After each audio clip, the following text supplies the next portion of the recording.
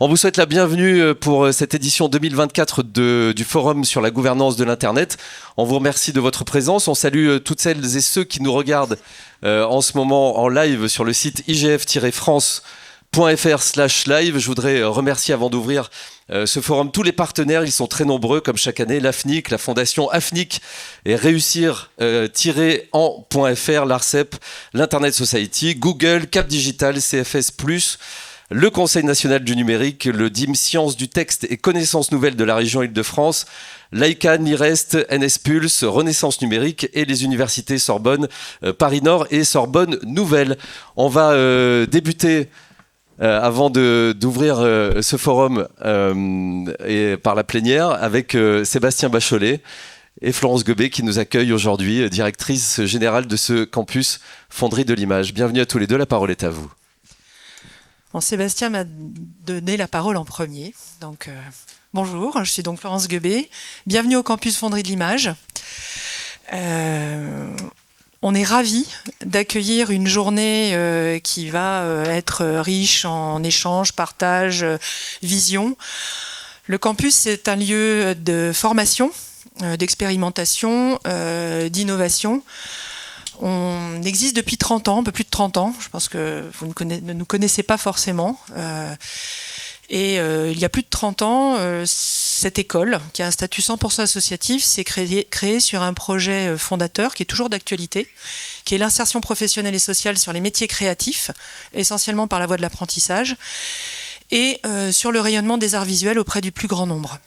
Donc aujourd'hui, on a à peu près 700 jeunes au campus, qui viennent se former au métier du design, enfin pour devenir futurs designer graphique, motion designer, manager de projet, expert UX, entrepreneur, communicant, créatif, parce qu'on met beaucoup de créativité dans nos formations. Et on est un petit peu différent des autres écoles. Alors, on a des diplômes reconnus par l'État, éducation nationale, enseignement supérieur, on a un partenariat avec l'université, des formations en propre. Mais là où on est un petit peu différent, c'est qu'on a ce statut 100% associatif qui nous donne une réelle indépendance et qui nous fait peut-être penser un peu différemment ce que l'on vit ici et dans l'autre bâtiment au sein de nos formations. On a des formations, des groupes à taille humaine, on prône le vivre ensemble, l'engagement citoyen. Et notre idée, c'est vraiment de former des créatifs, des experts du numérique qui auront demain cette petite voix au service de la citoyenneté, au service de l'éco-responsabilité. Et voilà, on a des formations de designer graphique éco-responsable, de directeur de création sociale et éthique. Et puis on embarque nos jeunes dans des expérimentations pour réfléchir à des projets qui visent à réduire l'impact environnemental. Enfin bref, tout ça est très cohérent avec ce que vous allez pouvoir entendre aujourd'hui. Et voilà, autre petite chose que j'avais envie de vous dire quand même en passant, c'est que on a besoin des professionnels pour accueillir nos jeunes. Donc si vous cherchez des futurs talents sur tous ces métiers, n'hésitez pas. On a encore des jeunes qui cherchent des entreprises. Comme je vous l'ai dit, indépendant, associatif veut dire à côté des écoles statutaires publiques, à côté des écoles expertes rachetées par des grands groupes. Donc ça aussi, c'est la réalité du campus. J'espère que vous passerez un bon moment chez nous. J'espère que ces quelques mots vous auront fait comprendre un petit peu dans quel environnement vous vous trouvez et que vous prendrez beaucoup de plaisir sur cette journée de la gouvernance du numérique. Voilà. Bonne journée à tous. Merci beaucoup Florence. Nous sommes très heureux d'être ici. Quand Nicolas Chany, sur proposition de Florence, est venu au comité d'organisation et a dit on pourrait faire ça dans un lieu. Bon, d'accord, c'est de l'autre côté du périph'. Voilà, on va changer de. On s'est dit bah ouais, pourquoi pas. Puis on est venu voir. Et on a bien fait de venir voir, de rentrer, de comprendre ce qui se passait ici. et je suis sûr qu'il y a des choses qui sont intéressantes dans ce qui se passe ici et dans ce que nous allons faire aujourd'hui. Et donc, merci beaucoup, Florence, de nous recevoir. C'est un grand plaisir d'être ici. Donc, le comité d'organisation, s'il y a quelques membres du comité d'organisation qui veulent se joindre à moi sur la tribune, vous pouvez venir. Je ne vais pas vous raconter l'ensemble du programme parce que vous l'avez, mais je voudrais insister sur quelques éléments.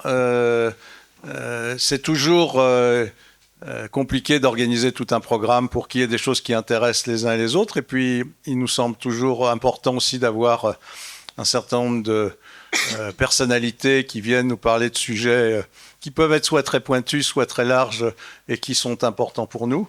Donc, on va commencer. Je ne vous parlerai pas des ateliers parce que ça, vous avez le détail, mais on commencera par la plénière d'ouverture sur le sujet de le futur de la gouvernance d'Internet.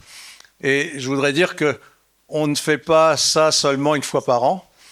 C'est une activité que l'ensemble des organisations, la FNIC, ISOC France et d'autres font régulièrement. Quand il y a eu une réunion organisée à Paris il y a quelque temps qui s'appelle NDD Camp, ISOC France et Oralo, nous avons organisé une table ronde sur ce sujet-là aussi. Donc, il y a un fil conducteur dans nos activités. Nous serons très contents de recevoir Xavier Merlin, qui est déjà là, qui viendra nous parler du référentiel général d'éco-conception de services numériques. Alors, il y a même des acronymes RGESN. On va essayer pendant cette journée d'oublier les acronymes. On en a beaucoup dans notre environnement. Si jamais ça vous arrive d'en entendre, vous dites quelque chose, surtout si c'est moi. Comme il n'y a pas de bouton électrique, vous ne pouvez pas le faire, mais sinon, il faut me rappeler à l'ordre. Voilà, alors, ensuite, on aura donc des ateliers, il y aura des temps conviviaux, des arrêts. Puis cet après-midi, on passera à une restitution des ateliers et des autres activités. Puis Henri Verdier, ambassadeur pour le numérique au ministère de l'Europe et des Affaires étrangères, s'il n'a pas changé de nom depuis le dernier gouvernement, viendra nous parler de ses activités dans le domaine dans ce domaine-là comme ambassadeur. Et ensuite, on aura une plénière de clôture Internet au service de notre responsabilité sociétale. Et nous terminerons par les prochains rendez-vous de la gouvernance de l'Internet, en particulier ce que les différentes organisations organisent en France. Et un mot sur les arts d'à côté, Sébastien. Ah bah Didier, heureusement que tu es là. C'est heureusement que tu es là. Qu'est-ce qu'on va faire avec tous ces feutres? Voilà, alors, donc... en plus de tous ces trucs où on va réfléchir, discuter, il y a quelque chose que nous faisons depuis déjà un certain temps qui s'appelle les arts d'à côté. Alors, les arts d'à côté, c'est les tableaux que vous voyez là, faits par une peintre de mon petit village de la Nièvre qui a accepté de nous les prêter, et ça fait déjà un certain nombre d'années. Ensuite, vous avez tous pris... Et si vous ne l'avez pas, vous allez à l'accueil récupérer un feutre. Donc vous avez un feutre. Alors on m'a dit qu'il fallait que je vous dise qu'il s'appelle Revient. Ça doit être celle qui me dit qu'il s'appelle Revient qui doit m'appeler. Donc je ne vais pas lui répondre tout de suite. Je parle. Et donc ce feutre, il va vous servir quand vous êtes sur la mezzanine. Vous allez avoir différentes activités. Vous avez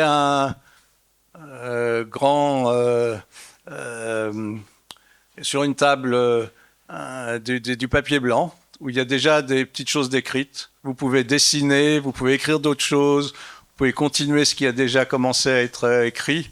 Voilà, l'inventivité, ce que vous avez envie.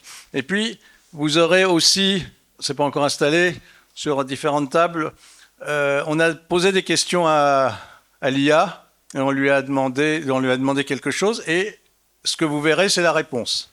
Et donc, votre objectif, vous allez avoir des stickers à côté, c'est de décrire ce que vous considérez, quelle était la question qu'on a posée à l'IA.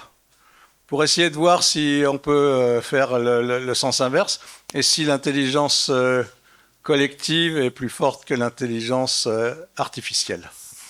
Voilà quelques mots d'introduction. Merci beaucoup d'être là aujourd'hui et sans plus tarder, Et Florence voulait rajouter un petit mot. Alors, Florence. En fait, je ne peux pas m'empêcher de rebondir à ce que vous venez d'entendre, sur ce que vous venez d'entendre.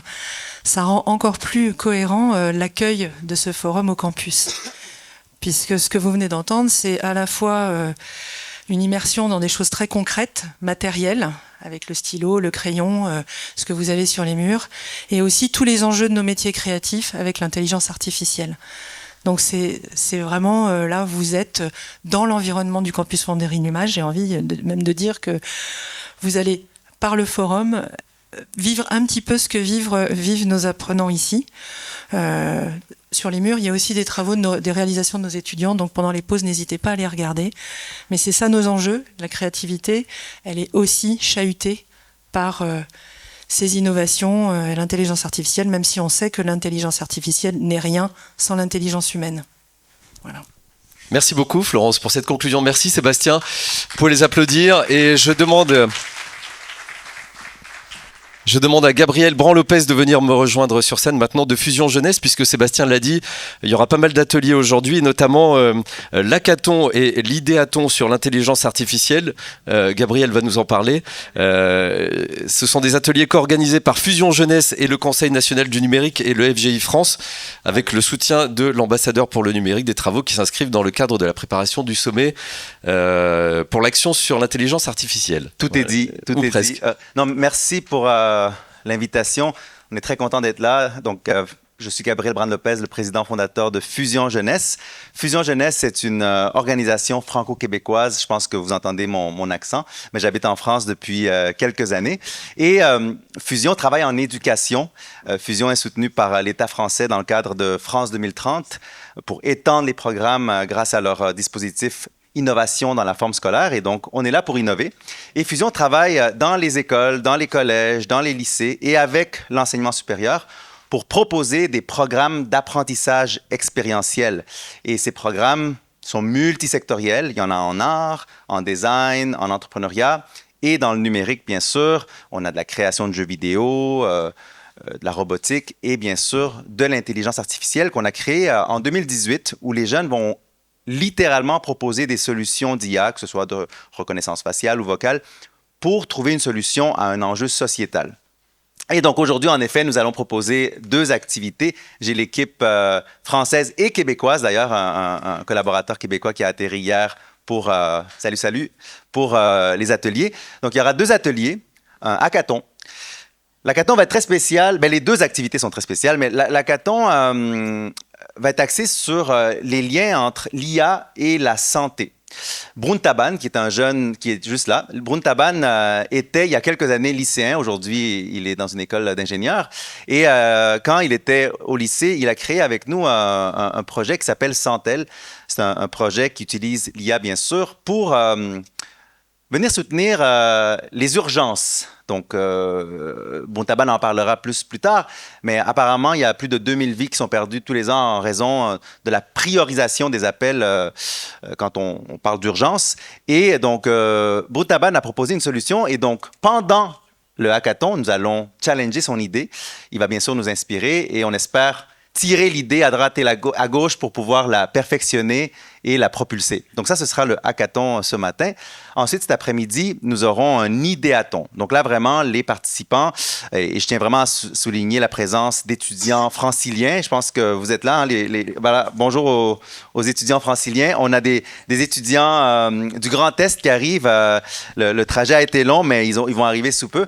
Donc les étudiants vont prendre part, et les invités, bien sûr, vont prendre part à cet idéathon, où là, vraiment, vous allez devenir des acteurs. Donc on va vous offrir un atelier d'apprentissage expérientiel à la Fusion Jeunesse, où vous allez non seulement cibler un enjeu sociétal, mais proposer une solution et possiblement, si on a le temps, avoir une maquette, un prototype pour une application mobile. Donc, ça va être très ludique, vraiment à la Fusion Jeunesse, apprentissage expérientiel. Et ensuite, moi, je serai de retour sur scène pour la restitution. Donc, comme on est déjà un peu en retard. Moi, mais c'est une habitude, vous inquiétez pas. J'ai speedé, mais en tout cas, au plaisir de vous voir. Et j'ai hâte que vous rencontriez nos jeunes, Buntaban et un autre jeune qui a créé un projet qui s'appelle UV en éducation, qui est un professeur virtuel. Mais j'en dis pas plus, vous allez le découvrir plus tard. Il a le sens du teasing. Vous pouvez l'applaudir, Gabriel.